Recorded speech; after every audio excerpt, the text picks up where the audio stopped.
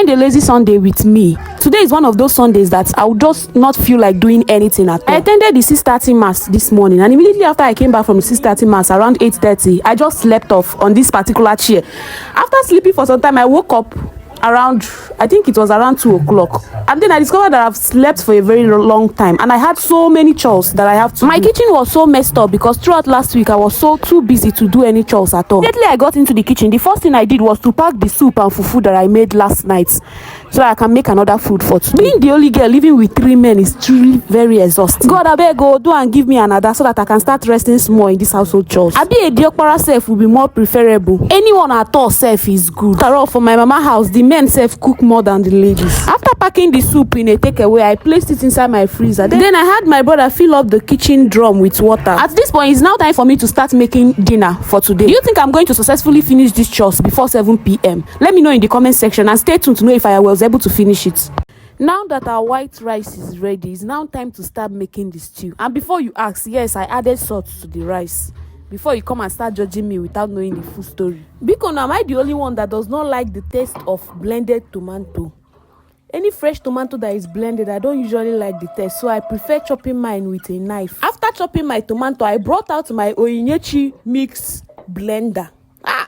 I dropped this blender and I started adding my pepper. If I start listing the features that comes with this blender, Oyinyechi mix blender is one of the blenders that can run without electricity. Anyway, after 30 days and 30 nights of running the blender, the pepper was finally ready. After our pepper was ready, it was now time to prep our onions. And before Ibiakwabiadima confused, this girl mega here. Remember that during my last cooking vlog, I told you guys that I'm going to prep all my ingredients first before I start cooking, because I've noticed that this way is fast. Now that almost all our ingredients are finally ready, it's now time to start cooking. I added my groundnut oil, I added onions, and while the onions were simmering, I decided to break our egg and whisk it. I don't delay small. I checked and I saw that our oil is now hot enough for us to add our tomato. And the first thing I added was my tin tomato.